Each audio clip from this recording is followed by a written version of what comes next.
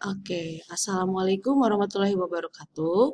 Kelas 10, Bu Shirley dalam kesempatan kali ini akan membuat video review tentang materi stoikiometri.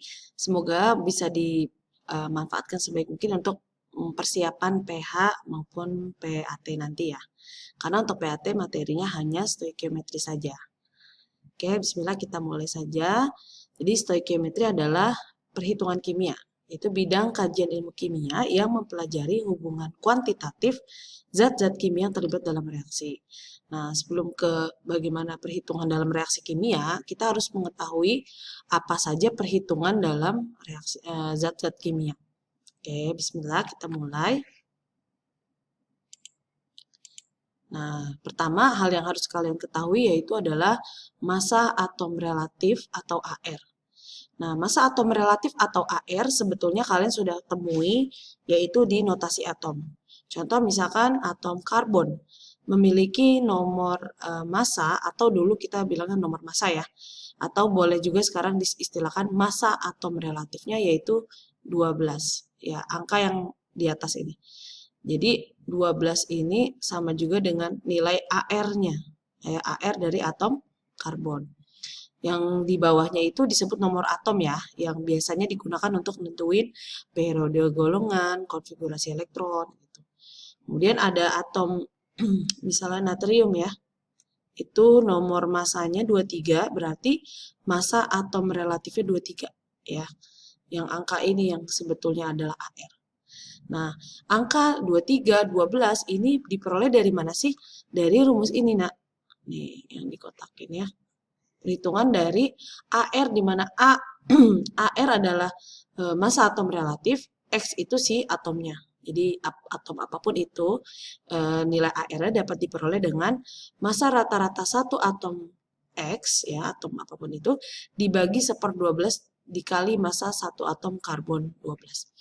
Ini apa maksud 12? 12 ini artinya kalian tahu ya ada isotop karbon 12, karbon 13, karbon 14. Nah, itu jenis-jenis atom karbon aja sih. Itu. Nah, contoh soalnya bisa dilihat di slide setelahnya. Massa satu atom unsur X adalah sekian. Ya, ini nilainya minus ya. Minus 23. Ini massa satu atom X ya. Sangat kecil ya, 10 pangkat min 23 gram. Lalu diketahui massa satu atom karbon. Nih nilainya sama nih, kisaran 10 pangkat min 23 juga. Tapi angka depannya aja yang berbeda. Yang ditanya adalah berapa massa atom relatif unsur X atau yang dimaksud yang ditanya adalah ARX. Yaitu tadi dengan rumus yang ada di slide sebelumnya ya, maka kita masukkan nilainya, massa satu atom unsur X adalah yang ini, lalu massa atom C12 yang ini ya, dari sini. Lalu jangan lupa dikali 1/12. Nah, ini angkanya sebetulnya sulit, jadi butuh pakai kalkulator. Nah, jadi nilai ARX adalah 24,31. Jadi kalau dinotasiin ya 24,31. Kalau kalian perhatikan memang AR itu angkanya koma-komaan biasanya. Nanti pas penggunaannya dibulatkan. Seperti itu. Ya, bisa aja nanti soalnya yang ditanya ARX-nya diketahui, massa atom C-nya diketahui, yang ditanya berapa massa atom unsur X. Bisa jadi kayak gitu. Ya, mudah-mudahan kalian nggak bingung bagaimana mengubah rumusnya ya. Bisa dengan segitiga kayak gini. Ini massa ini massa atom X ya. Ini ARX. Ini apa? 1/12 dari atom karbon ya. 1/12 atom karbon. Oke, Ibu lanjut ya. Mudah-mudahan cukup jelas. Sekarang ke poin yang kedua yaitu kalian harus tahu apa itu MR. MR kepanjangan dari massa molekul relatif. Nah, jadi kalau atom relatifnya sudah ada nilainya, sekarang massa molekul relatif tinggal kita menjumlahkan massa atom relatifnya aja. Makanya di sini rumusnya sigma atau total AR ya, massa atom relatif penyusun dari suatu molekul. Oke, contoh. Nah ini, untuk mencari nilai massa molekul relatif dari molekul glukosa, jadi di soal diketahui nih pasti nilai AR, atom yang terlibat. Ya, jadi kalian boleh cek dari tabel periodik atau bertanya. Lalu mencari MR-nya berarti dengan menjumlahkan aja total keseluruhan. Contoh nih, C di sini ada 6 ya. Nih, C-nya ada 6 kan. Lalu H-nya ada 12. Lalu O-nya ada 6. Jadi nilai AR masing-masing atom dikali dengan jumlah atomnya, lalu dijumlahkan. Sehingga ARC kan 12 nih, 12 dikali jumlah atom C 6, jadi itu di 2. ARH 1, karena jumlahnya 12 dikali 12 yaitu 12. ARO berapa? 16 dikali jumlah atom O 96. Sehingga diperoleh nilai MR-nya 180. Nah, untuk AR dan MR tidak apa-apa, tidak perlu menggunakan satuan. Ya, cuma angka aja.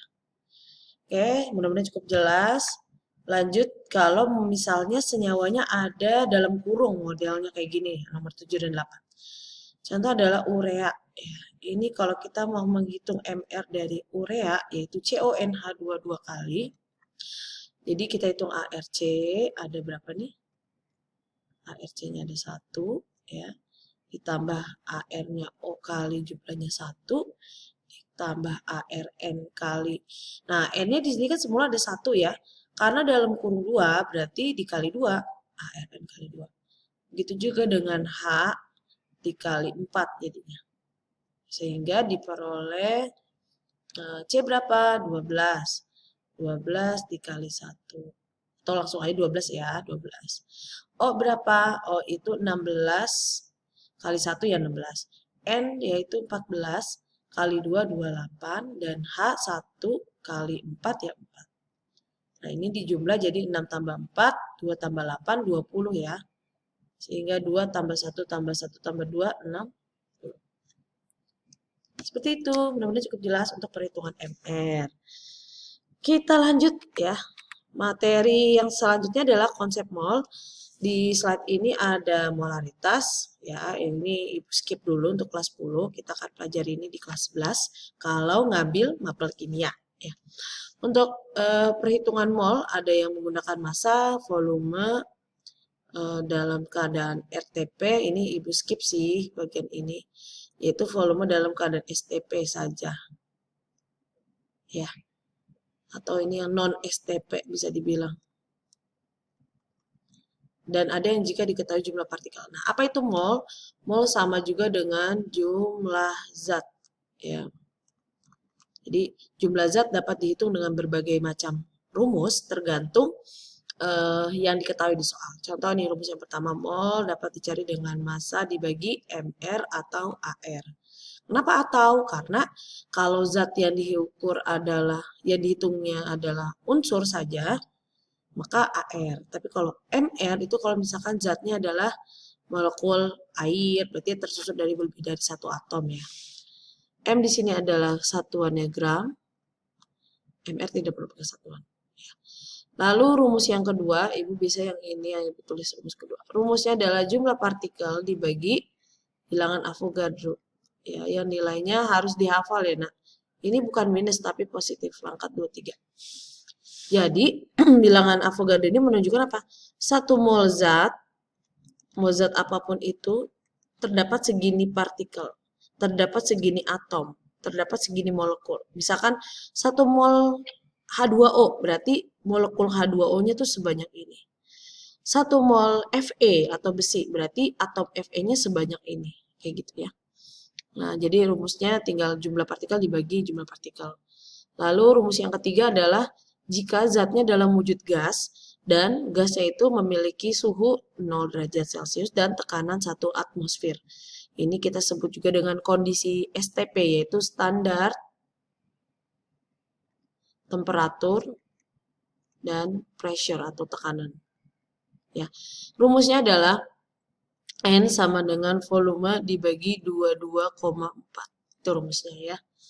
Jadi volumenya dalam satuan liter dibagi aja angka pasti gitu ya, tetapan ya 22,4 sehingga nanti satuannya udah otomatis liter mol ya. Itu rumus yang ketiga dan yang keempat, jika si gasnya tidak dalam keadaan STP, jadi suhunya bisa berapapun, tekanannya bisa berapapun atau kondisi selain STP, maka yang berlaku rumusnya adalah PVNRT ya, PVNRT.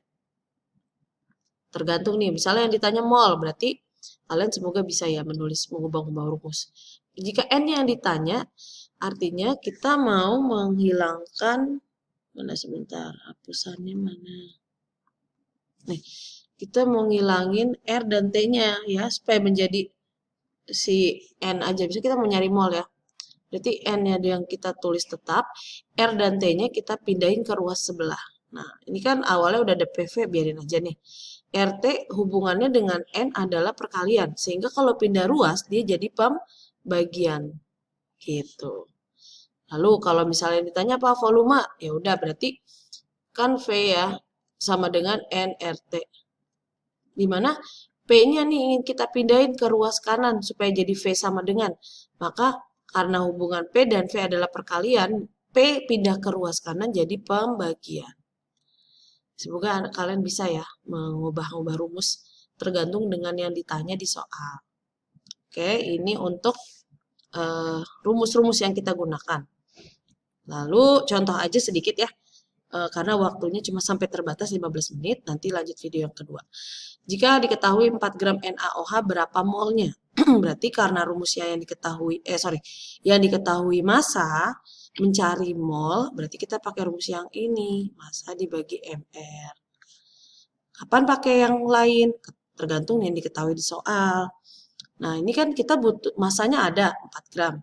Terus MR-nya yang belum ada, maka kita cari tahu dulu berapa MR dari NaOH. NaOH berarti MR-nya ya tinggal jumlahin aja AR-nya Na tambah AR-nya O tambah AR-nya H, karena masing-masing jumlahnya satu biji ya. Ya udah berarti Na itu berapa? 23 nih. Terus O itu 16. Ditambahin langsung, nggak pakai ada yang dikali karena jumlahnya masing-masing 1. Nah, di jumlah ini jadi 24 tambah 16 adalah berapa sih? 40 ya? Oke, 40. Itu MR-nya. Nah, jadi nomor A tinggal masukin angkanya, masanya 4 per 40. Nah, ini kan kelipatan.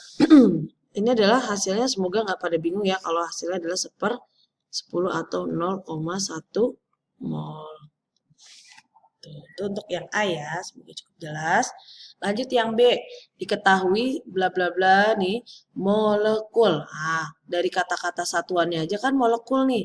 Ini berarti simbolnya adalah JP, jumlah partikel. Yang diketahui jumlah partikel, yang ditanya berapa mol.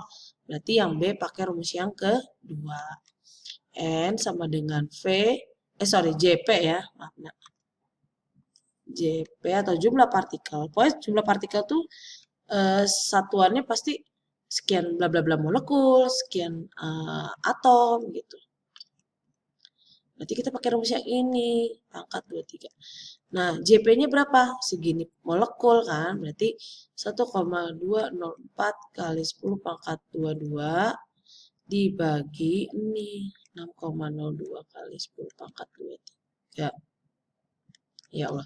Nah, ini kita kelarin dulu deh, boleh 10 pangkat 22, karena nih naik ya, 23 naik ke atas jadi minus 23 gitu kan. Nah, terus yang depan, ini kan kelipatannya ya sama yang bawah. Kalau dia 12,04 kan nih, bisa Ibu coret sini ya. Kalau 12,04 per 6,02 ini kan kelipatannya 2 kali lipatnya ya. Tapi karena ini 1,204 per 6, maka jadi 0,2 gitu. Ya udah masih. Jadi kita tulis di sini bukan 2 melainkan 0,2. Nah, 0,2 itu sama juga dengan 2 kali 10 pangkat min 1 dikali ini 22 dikurang 23 min 1 ya.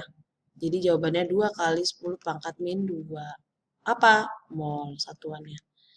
Oke, untuk video kali ini sampai membahas sedikit saja contoh soal konsep mol. Sisanya mungkin di video selanjutnya ya. Harap disimak dan bertanya pada Ibu jika ada hal yang kurang dipahami. Terima kasih. Assalamualaikum warahmatullahi wabarakatuh.